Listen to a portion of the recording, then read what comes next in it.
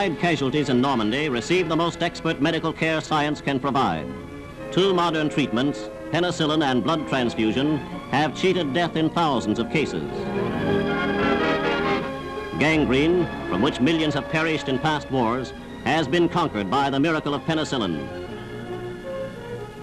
Thousands of men, thanks to penicillin, will come home to their thankful families. The whole world of peace to come will reap the benefits of this great wartime medical discovery. Science has won another victory over death. Throughout most of human history, infectious germs have caused death and destruction. For centuries, deadly diseases such as the plague, tuberculosis and gangrene had befallen people all over the world, in the countryside, in cities and on the battlefield. If we go back 100 years to the mid-19th century, many more soldiers died of infection than died directly from the explosions of cannons. By World War I, already the system was changing because there was a process for handling injured soldiers. But you couldn't cure infection. You could prevent it by bandaging soldiers quickly, but often they suffered gangrene and many soldiers died from infection. Until the beginning of the 20th century, the risk of infection had made it difficult to treat many types of diseases. There were significant problems with infections that really limited a lot of what we could do in medicine. For example, staph infections caused significant infections in children and newborns. They contaminated wounds. So, for example, when you were in an automobile accident, there was always this great concern that there would be infection. And so in some cases, you'd almost rather amputate the leg than take the risk that the infection would take off.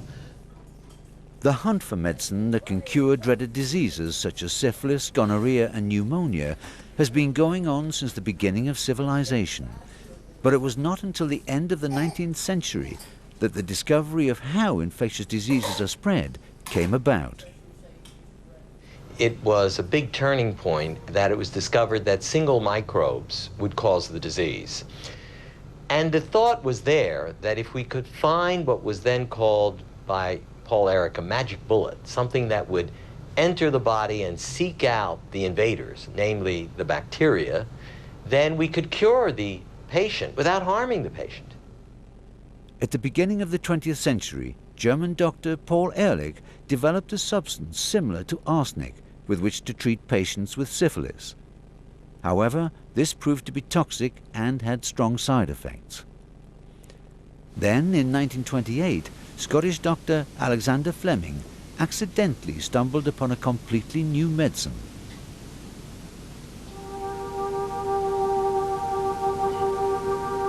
One day, whilst working with bacterial cultures, Fleming discovered a spot of mold. It wasn't unusual for Petri dishes to be polluted by fungus, but the odd thing was that the bacteria around the mold had disappeared. Fleming found this fungus, known as penicillin, could prevent the growth of dangerous bacteria such as staphylococci and anthrax.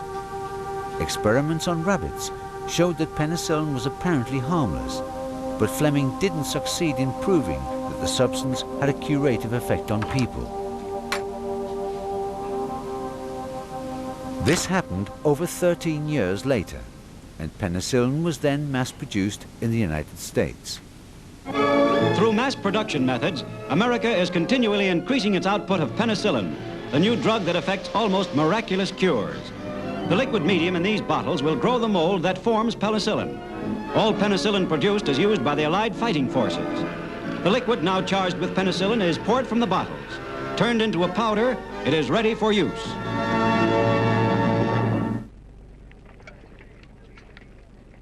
The manufacture of penicillin had great significance during World War II.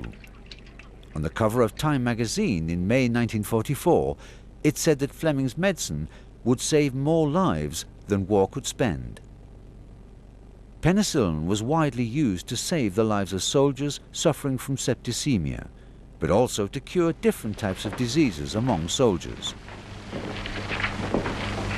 Every time there's a war, the venereal disease rate takes a jump. It's bad enough in peacetime, but now it's like a forest fire. No organization of saboteurs could do half this damage to our army. one of the characteristic diseases of soldiers are sexually transmitted diseases. If you imagine Europe in 1945, starving women, millions of soldiers, young men, separated from their girlfriends, from their wives, there was the beginning of a terrible syphilis epidemic. We average 30 venereal disease cases each year out of every 1,000 men in uniform. That means 300,000 men put out of action each year in a 10 million men army. Think of that, 300,000 casualties without even a battle. You could reasonably say, and I believe this to be sure, that had there not been penicillin, then syphilis would have been for Europe what AIDS later became for Africa. And that memory of this wonder drug is very important in understanding why later we came to assume that penicillin would solve every one of our problems.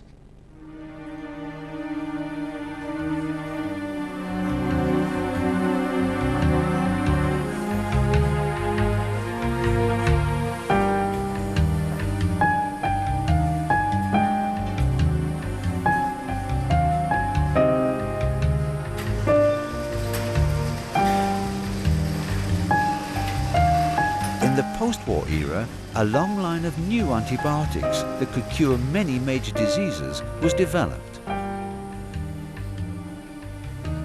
Streptomycin, for example, cures tuberculosis, and tetracycline is used to treat pneumonia. In just under 30 years, the mortality rate of young patients suffering from pneumonia fell tenfold. When antibiotics were introduced, there was a sharp decline in the loss of life and hospitalization of patients with pneumonias, urinary tract infections, skin infections. I think it had an enormous effect.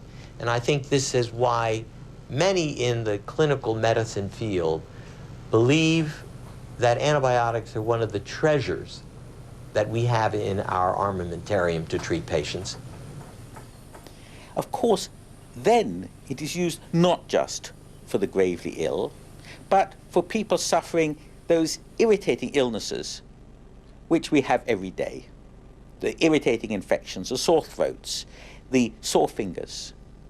And of course, maybe even, we think these will not only make my life longer, but also happier.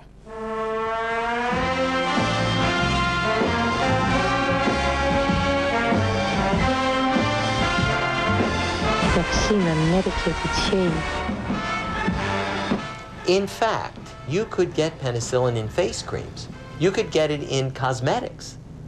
And the effect of that, of course, was if you had a small infection, it would work. But basically, the whole idea that was conceived was that this was a miracle drug for many different ailments. In the late 1940s, a new property of antibiotics was discovered which had great influence on the production of pigs, chickens, and other livestock. One of the manufacturers of a tetracycline, which comes from a soil organism, had this huge pounds and pounds and pounds of the protein left over from the organism after they had extracted their tetracycline. And they wondered if it couldn't be put to some use, such as being used as feed for chickens and other animals. When they added this carcasses of bacteria to the normal feed, they found that the animals grew bigger for less feed. And the discoverers thought they had found a new vitamin. Rather early on, they realized that it was actually the fact that there was still antibiotics left in this product that made the animals grow faster.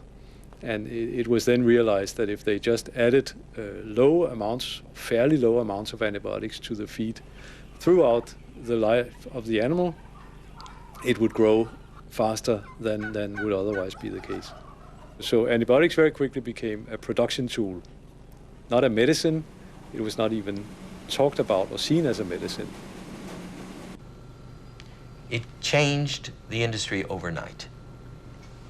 Animal producers worldwide began to seek out antibiotics to add back to the feed or buy it already in it.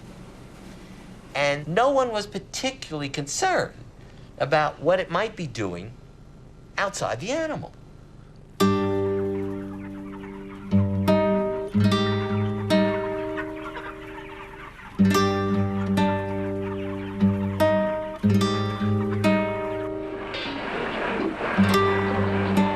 the 1950s, the sales of antibiotics became big business, and thousands of tons were used to combat disease.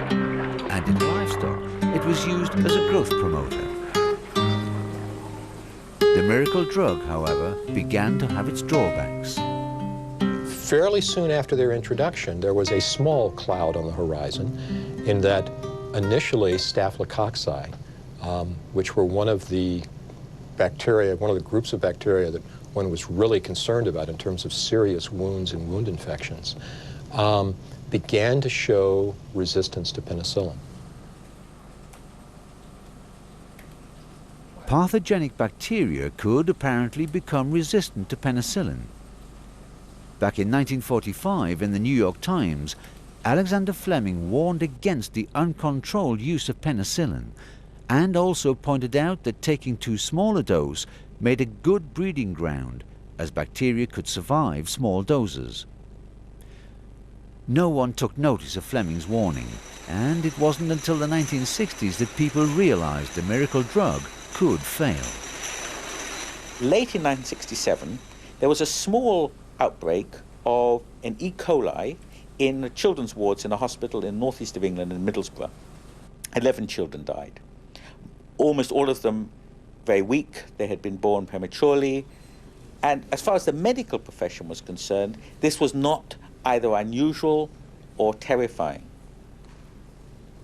It was disturbing because the E. coli which killed these children was resistant to antibiotics. And the press in 1967 realized the public did not know that children were dying in British hospitals of E. coli. This became a terrible scandal, and E.S. Anderson, a very active scientist within the public health laboratory, warned that it was conceivable, he couldn't prove it, but it was possible that the resistance which E. coli had acquired had been developed in animals. So that here was an example, possibly a warning of a much worse epidemic to come. I'm Francis from Nelson Auto Glass. We repair all auto glass, stone chips, windscreen replacements, scratch removal. If you have an auto glass issue, our team will sort it. Nelson Auto Glass Specialist, 84 Vanguard Street, Nelson. World War I was a defining period in our history, impacting greatly on the lives of people from the Nelson province. Memories of the First World War is an exhibition which will be displayed in a number of regional venues and is currently on at the Nelson Provincial Museum. Edward Gibbon, the bathroom specialists, have a great range of bathroom ideas at their showroom at 23 McGlashan Ave in Richmond. Call in and check out some of the latest bathroom designs and fittings. Edward Gibbon, the bathroom plumbing and drainage supply specialists, 23 McGlashan Ave, Richmond.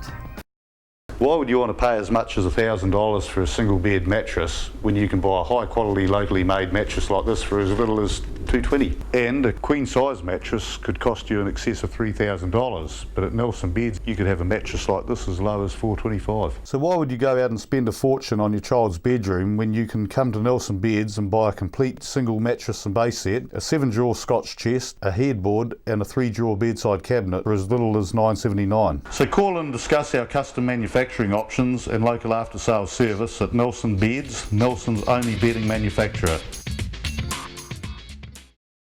Welcome me hearties to Smuggler's Pub and Cafe, famous for hearty meals, craft ales and a friendly service way. Sensational seasonal menus with meals all day and evening too, or sail in for a snack with special menus for young smugglers and you. Settle in for a jolly old time, relax and enjoy our award-winning dining and lovely fine wine. Decked out in an old worldly way, we're open 7 days. Book or come on in to 8 Muritai Street, not far from a beach walk or swim. Phone 546408. Due to public concern, the British Parliament set up a committee to investigate whether the use of antibiotics in livestock could increase the growth of resistant pathogenic bacteria. The Swan Committee came up with some very bold conclusions that animals were a source of resistant bacterial infections in humans, and that the use of antibiotics in the animals did make the bacteria in the animals resistant. So they actually claimed and to some extent proved a link between the use of antibiotics in animals and resistant bacteria in humans. The Swan Committee's recommendations brought about a ban, first in England and later in other European countries.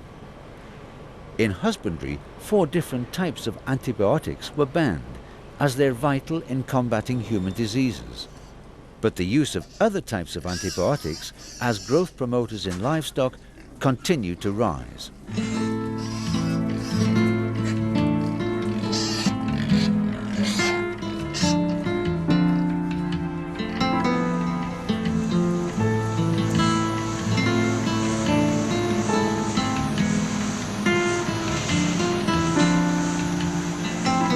In the early 1970s, more and more resistant bacteria types were found.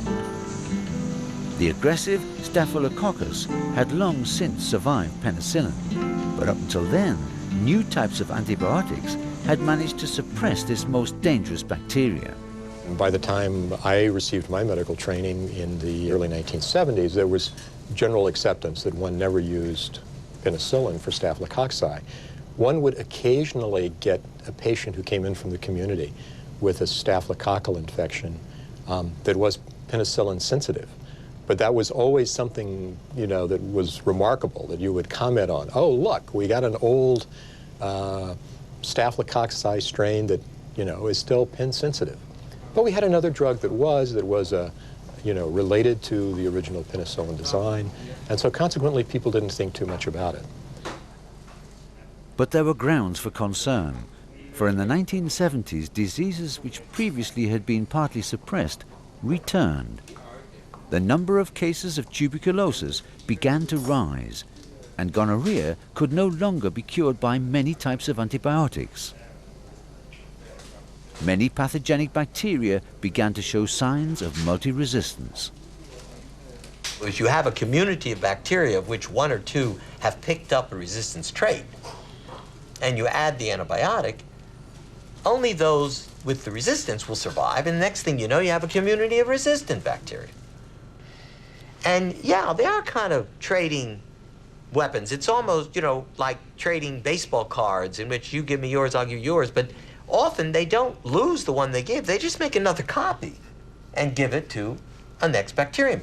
There's no purpose in it. I mean, this is all events that are happening, but you're talking about millions of bacteria, you know, sitting on the space of the tip of a pin. They're very close together. They can exchange lots of things. And then they separate out, grow again, and if they're confronted with an antibiotic, they'll survive if they're resistant, and they'll die if they don't. One of the most dreaded bacteria, the golden Staphylococcus aureus, had also become multi-resistant.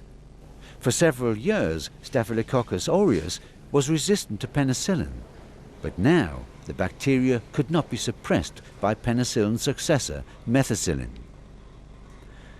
MRSA, or the superbug as it's also called, is dreaded in every hospital because it can spread infection during operations and thereby disrupt patient treatment.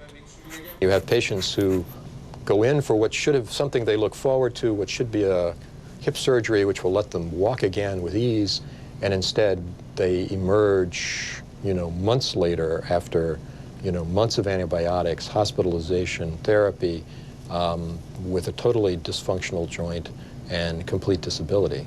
I mean, what we see is that these are devastating infections, and the increasing problems with treating them can, particularly for individual patients, can be devastating.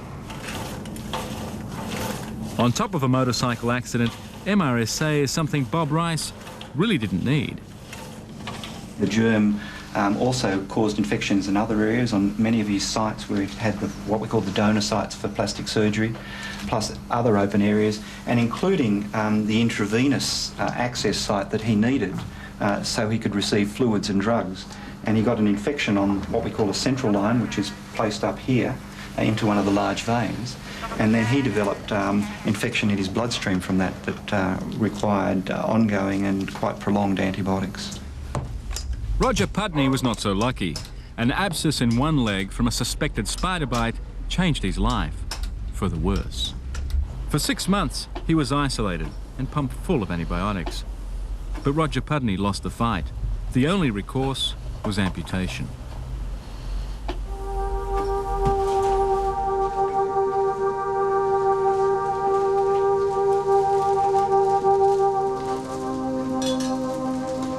MRSA bacteria quickly spread round the world, much to the concern of health authorities, as there was now a diminishing number of new types of antibiotics which could substitute previous ones.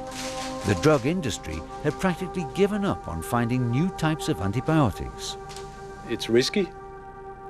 I mean, they have already looked very hard without finding anyone, so the chance that they are going to find something very effective is not as high as it was in the past.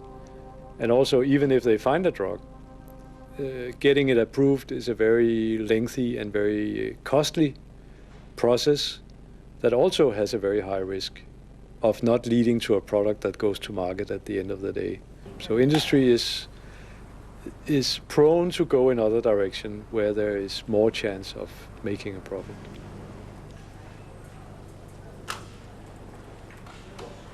The dreaded multi-resistant MRSA could still be wiped out by one antibiotic, vancomycin, which is one of medical science's last big guns to be fired at advancing bacteria. Vancomycin, however, also had drawbacks when treating another bacteria strain, namely the less aggressive Enterococcus bacteria vancomycin-resistant enterococci, or VRE. We picked up the first strain of VRE in 1989, and we sort of thought, you know, again, when these things show up as sort of an oddity, you know, the director of the clinical microbiology laboratory called me up and said, you know, guess what we found? It was sort of exciting, fun, novel, and we didn't think that much about it. But then all of a sudden, you know, over the next year or two, we started seeing more of them, and more of them, and more of them. And it stopped being a novelty and started to become a very serious medical problem. Up to this time, vancomycin was beginning to be used to treat the Staph aureus, which was resistant to most other antibiotics. So it was a life-saving antibiotic. So now you see another bacterium carrying vancomycin resistance. That was not good. And I can remember that there were hospitals that had the problem, but many that did not. But by the mid-1990s, virtually every hospital had VRE. We had deaths in this hospital due to vancomycin-resistant enterococci. Deaths where if the patient had been infected with a susceptible enterococci, we could have saved them. These were patients who we had done horrendous things to, in the sense of, you know, these were patients who had had cancer chemotherapy or a bone marrow transplant or something similar. But again, we had done the bone marrow transplant with the assumption that we could always treat whatever infection resulted. And now suddenly we could no longer give patients that reassurance. We can no longer tell them, don't worry if you become infected, we can treat it. And so we had deaths. In just a few years, VRE bacteria were widespread. A study of American hospitals in 1989 showed that under 0.5% of bacteria were resistant, a figure which would rise 4 years later to an astounding 10%.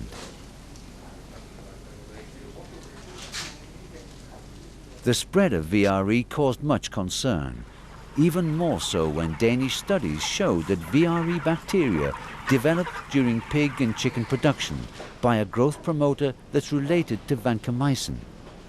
So, resistant bacteria in animals were ruining the effect of a vital drug for humans. The use of evoparsin did select for vancomycin-resistant enterococci in swine production and in poultry production. And we proved that resistance genes that encode resistance in the bacteria were the same in those animals that could be found in the food and in the humans. And we also showed that resistant enterococci could transmit from animals to food and most likely also to humans. The Danish studies resulted in a ban by the European Union. First, avoparcin was banned in 1996, and during the next 10 years, all growth promoters were similarly banned.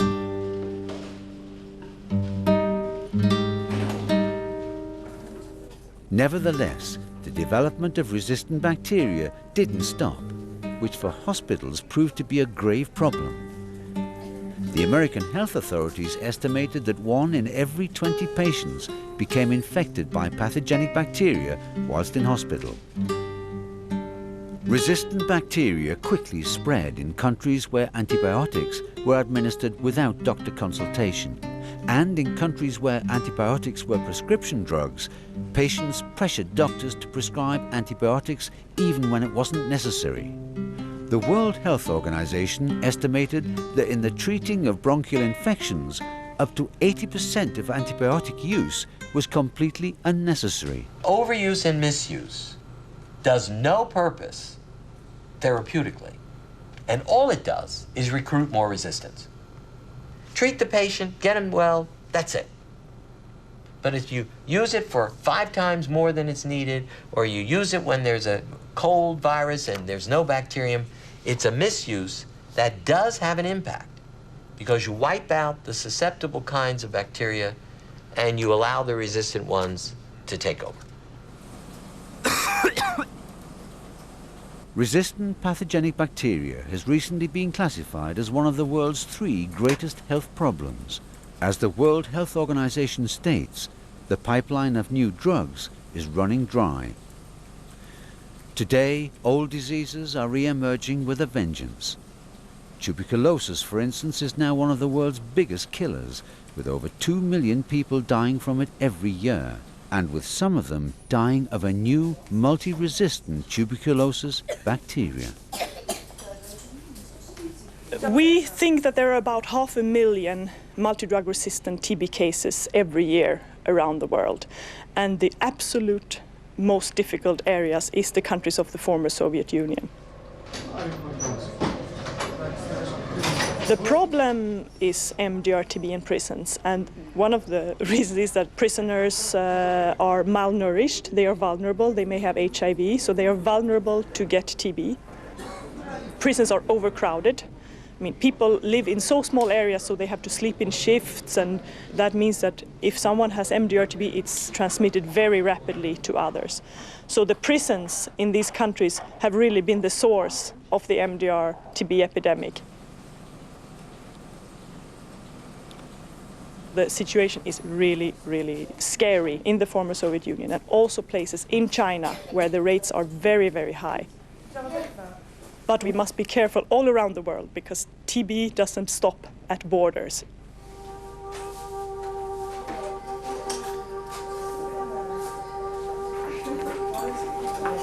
For the last 50 years, the age of antibiotics, we have had, if you will, a free ride. It's been wonderful.